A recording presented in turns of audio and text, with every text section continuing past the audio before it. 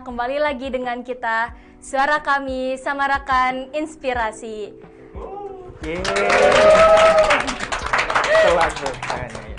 Pagi hari memetik tomat, memetiknya di kebun paman. Kuucapkan salam hormat untuk casteners sekalian.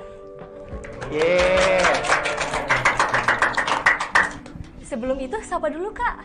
Halo castener, selamat pagi, selamat siang, selamat malam. Oke. Halo, perkenalkan, nama aku Salma dan hari ini aku mengundang salah satu narasumber yang bernama Zia Fahlevi. Jadi, Kak Zia ini adalah seorang public speaker loh. Keren ya? Hari ini kita akan membahas hal-hal yang menarik tentang public speaking selama 30 menit ke depan. Jadi, teman-teman harus tetap menonton sampai akhir ya. Siap, Kakak. Oh iya Kak, selama menjadi public speaker tuh, ada kegiatan apa sih?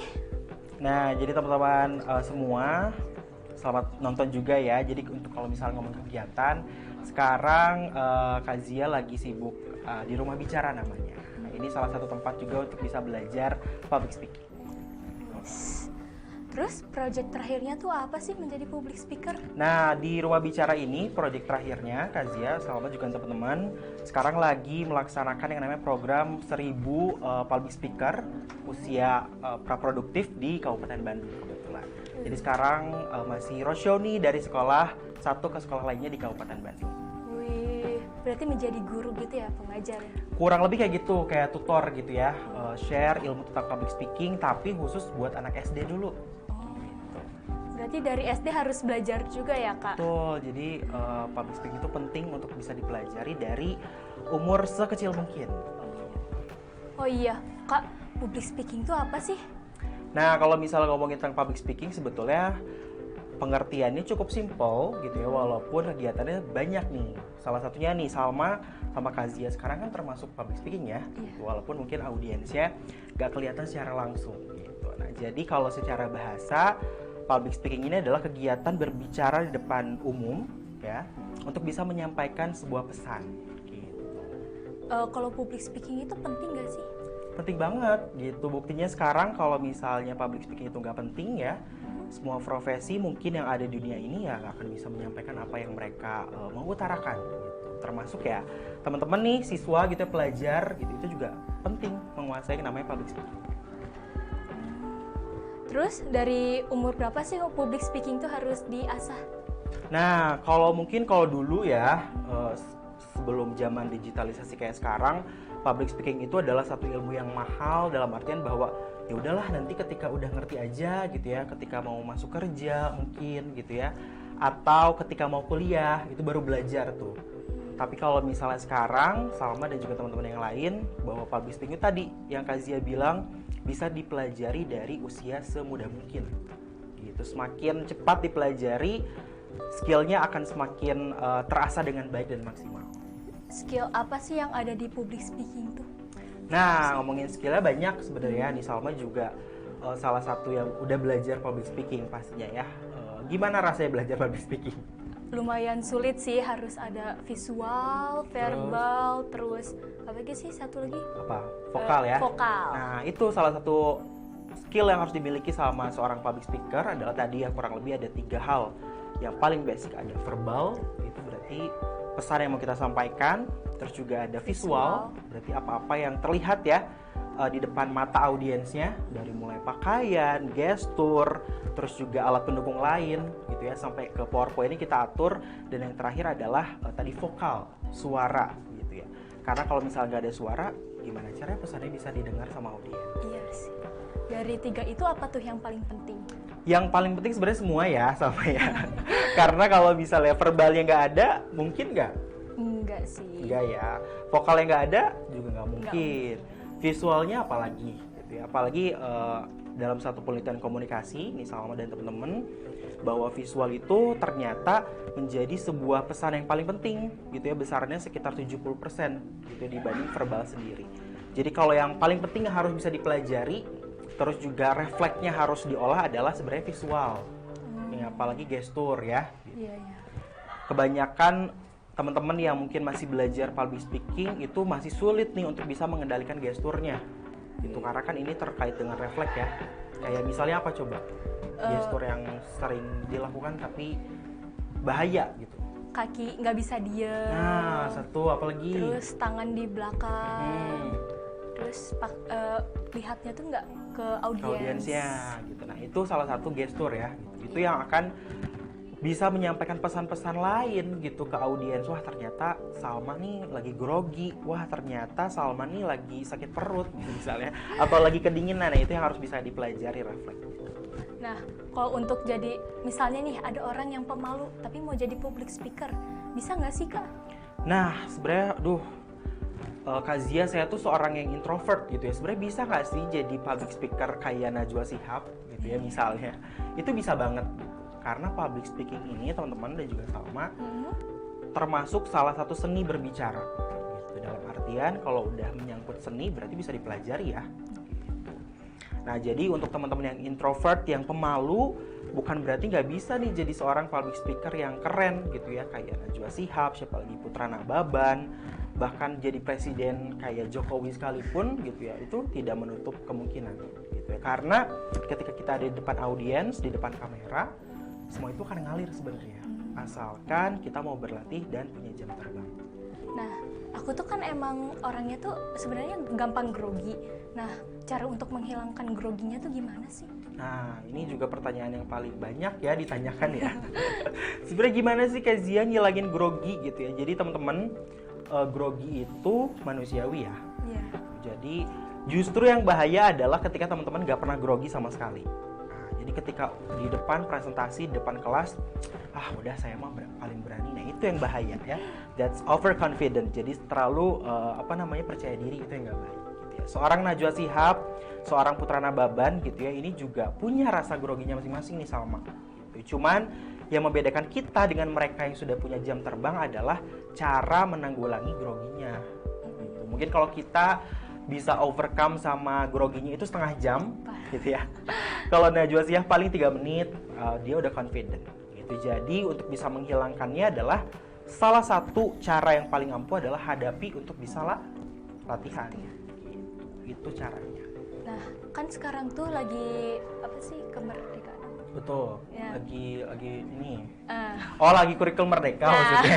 Kemerdekaan. Oke. Lagi kurikulum merdeka. Okay. Nah, terus kan selama kurikulum merdeka tuh sering presentasi kan. Betul. Nah, terus kalau misalnya kita presentasi tuh banyak orang tuh yang masih main HP, kayak gak tertarik tuh dengan apa yang kita omongin. Nah, terus cara mereka biar memperhatikan kita tuh bagaimana sih? Nah, ini ya, jadi sering nih, Kak Zia, saya tuh paling takut ketika harus maju ke depan, terus teman-teman yang lain malah main handphone misalnya gitu ya. Apalagi sekarang situasinya kelas 10, kelas 11 itu udah ada di kurikulum merdeka, di mana banyak mata pelajaran yang mengharuskan kita berbicara di depan orang gitu ya. Itu caranya gimana sih Kak Zia? Gampang sebetulnya ya. Ketika kita mau diperhatikan sama orang lain, ya mau gak mau kita juga harus perhatian sama audiens ya gitu. Ketika mereka lagi ngobrol asik dengan dunianya, kita tegur, maksudnya dalam artian bahwa kita sapa audiens ya gitu ya. Kita anggap mereka ada gitu, supaya mereka juga sadar kalau kita tuh ada di depan gitu. Misalnya, hey Citra, kamu lagi ngapain di sana misalnya gitu ya. Atau misalnya, menurut pendapatnya Dani gimana sih? Nah, itu akan lebih attention gitu ke audiens ya, dibanding kita terus ngomong tapi nggak ada interaksi dengan audiens ya. Itu jelas nanti ya mau nggak mau ada yang main handphone, ada yang mungkin gossiping gitu ya, atau ngobrol dan lain-lain. Nah, terus aku tuh kan ingin jadi public speaker gitu loh. Terus kita tuh butuh role model nggak sih? Nah, pertanyaannya menarik. Sebenarnya boleh nggak sih kita punya role model gitu ya? Misalnya role modelnya Salma siapa? Najwa Shihab sih yang paling terkenal. Itu ya, Najwa Shihab yang paling jadi trademark gitu ya untuk public speaker gitu. Boleh nggak? Boleh banget gitu ya. Karena yang namanya manusia itu kan makhluk visual ya. Mau nggak mau kita perlu nih contoh atau role model dalam menciptakan sebuah pemahaman gitu. Jadi aman untuk bisa punya role model, tapi harus diingat bukan berarti kita 100% nyontoh banget Najwa Shihab misalnya dari cara duduk gitu ya, dari cara berdiri, dari cara bicara. Tapi ada beberapa hal yang harus bisa kita kurangin, yang harus diimbangi dengan apa? Dengan citranya kita sendiri. Gitu. Ini loh Salmanya. Jadi nggak apa-apa punya role model. Justru harus gitu. Jangan sampai nanti nggak punya role model, akhirnya nggak punya contoh yang tervisualisasikan. Tips untuk yang kakak nih, untuk yang udah jadi public speaker tuh gimana sih? Oke, nih tipsnya teman-teman sama Salma ya. Kalau misalnya mau memulai public speaking gitu ya, mau menjadi seorang speaker yang hebat gitu ya. Satu yang paling harus ditekankan sama teman-teman adalah berani dulu. Gitu ya. Face your fear. Jadi harus benar-benar bisa menghadapi ketakutan teman-teman. Gitu. Mau setakut apapun hadapi ketika harus presentasi gitu ya. Tiba-tiba gurunya nyuruh, ayo kita 5 menit lagi presentasi gitu. Wah, itu udah paling deg-degan kan. Nah, itu hajar aja, harus berani aja. Itu justru situasi-situasi yang kayak gitu yang membuat teman-teman jadi terbiasa gitu menghadapi ketakutan saat berbicara depan umum. Tapi kadang suka nggak ada ide tuh kayak, ayo 5 menit ini. Nah, itu gimana sih? kalau misalnya nggak ada ide, mau nggak mau balik lagi ke basic public speaking. Kita harus apa berarti? Yang menulis pembuka. Menulis, betul. Jadi di dalam waktu 5 menit itu mau nggak mau kita harus beranikan diri untuk bisa menulis. Gitu ya, structure-nya. Gitu, structure public speaking masih ingat nggak Salma apa aja? Pembuka, terus isi, dan penutup. Itu aja 3 gitu ya. Jadi semendadak apapun teman-teman harus berani menghadapi situasi tersebut. Itu sebenarnya tips untuk bisa memulai public speaking. Karena kalau yang 3 V-nya nih yang tadi yang Kak Zia sebutkan, sebenarnya itu mengikuti sih sesuai dengan jam terbang dan latihannya teman-teman. Berarti kita harus melatih ya. Betul, berlatih dan berani. Dan satu lagi nih teman-teman ya, hilangkan stigma bahwa latihan di depan kaca adalah salah satu cara yang paling efektif. Itu salah ya, jadi itu salah satu misinformasi dari public speaking. Jadi ketika teman-teman mau latihan, ya latihanlah di depan orang yang asli. Gitu. Misalnya besok mau presentasi, ya ajak teman-temannya 2-3 orang atau 5 orang untuk bisa menonton latihannya teman-teman. Gitu. Itu akan lebih efektif dibanding dengan menonton diri sendiri di hadapan cermin. Gitu ya, supaya bisa terevaluasi. Terus tanggapan kakak nih, suka ada yang bilang, anggap aja audiens tuh boneka. Gimana sih kak? Nah itu juga ya, itu salah satu teori kolot gitu ya mungkin ya. Kalau kita lagi ngomong di depan, anggap aja boneka, anggap aja hantu misalnya. Itu jangan ya justru ya, karena ya kita harus berhadapan dengan manusia yang asli untuk bisa berinteraksi. Coba kalau misal mindset kita bahwa audiens adalah boneka, ketika ditanya apa kabar, terus bonekanya ngejawab, gimana? Kan takut ya. Nah makanya harus betul-betul bahwa audiens itu dianggap sebagai manusia. Mereka bisa berinteraksi, bisa menjawab semua pertanyaan kita. Gitu. Wih, udah 30 menit belum? Belum kayaknya, tapi seru banget ya Salma ya. Seru banget dong, aduh. Oke. Terus, iya. Ada apa lagi? Coba kalau misalnya Kak Zia tanya balik nih Salma Boleh. ya. Salma kan udah lama juga belajar public speaking dan Waduh. sekarang lagi praktek dalam satu aliran public speaking juga nih. Siap. Ya. Gimana rasanya belajar public speaking? Sebenarnya susah-susah mudah sih. Awalnya pasti kayak apaan sih public speaking tuh? Aku juga kan belajar cuman buat presentasi aja. Terus ternyata emang kayak penting banget sampai sekarang. Apalagi kan aku juga mengikuti caster yang harus banyak konten yang kayak gitu. Jadi ya harus mau nggak mau harus belajar sih. Nah, itu mau nggak mau harus belajar ya. Gitu. Karena ya tadi kalau kita tarik lagi ke datanya nih Salma ya. Jadi public speaking itu adalah top 10-nya skill yang harus dimiliki oleh siapapun. Gitu. Jadi we cannot without communication, itu benar gitu. Kita nggak akan bisa tanpa komunikasi gitu. Karena ya ketika kita mau menyampaikan sesuatu tanpa berkomunikasi, kira-kira orang tahu nggak kita mau apa? Enggak sih. Enggak kan? Ya. Pakai insting. Ya walaupun misalnya, aduh jadi orang tuh harus peka dong. Ya masa iya ya peka terus-terusan gitu ya. Nah, makanya untuk cewek-cewek nih biasanya yang nggak mau bilang gitu ya ke gebetannya bilang aja karena komunikasi itu penting. Ya.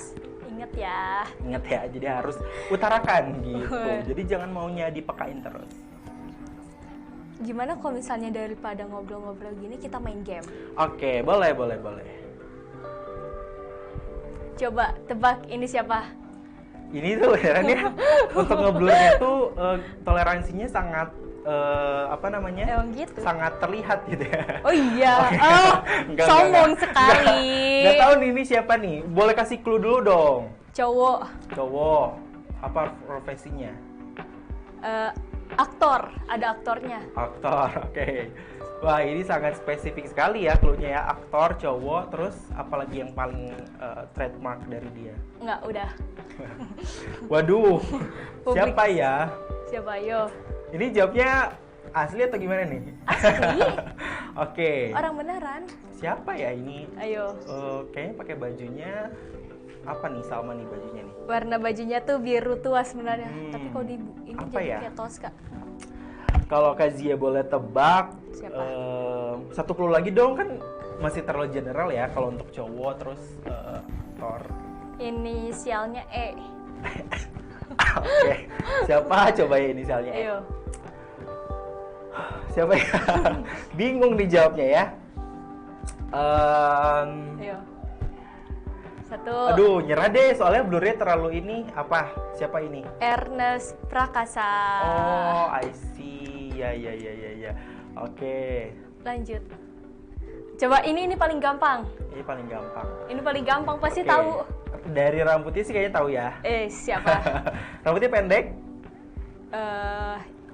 Iya. Iya, cewek ya. Iya. Oke. Iya Kayaknya ini ya cewek yang mantap. Ini kayaknya role modelnya Salma ya. Bener nggak sih? Siapa tuh? Bismillah, Najwa Shihab bukan sih? Kalau dari rambutnya ya, bener nggak? Benar. Oke. Yes. Keren. Satu lagi. Wah, ini siapa Ini nih? siapa yo? Ini aku juga kurang tahu sih. Lah, jadi gimana dong jawabannya? Tapi aku ini tahu, Oh, tahu, namanya. tapi- Oke. Cuman kurang tahu. Apa profesinya? Public speaker. Oh, public speaker juga. Iya. Cewek ya? Cewek cowok? Cewek. Oh, cewek. Public speakingnya bagus. Bagus. Aduh, siapa ya? Ada di TV, radio? Kurang tahu. Kurang tahu. Oke, siapa ya? Kayaknya yang ini skip deh. Soalnya nggak jelas. Siapa ya? Namanya tuh Mary Riana. Ah, I see, Meriana. Oke. Ya. Oke, masih ada? Sudah. Sudah. Yes. Kita tepuk tangan dulu dong. Luar biasa. Ternyata kajian cuma bisa jawab berapa tadi? Dua.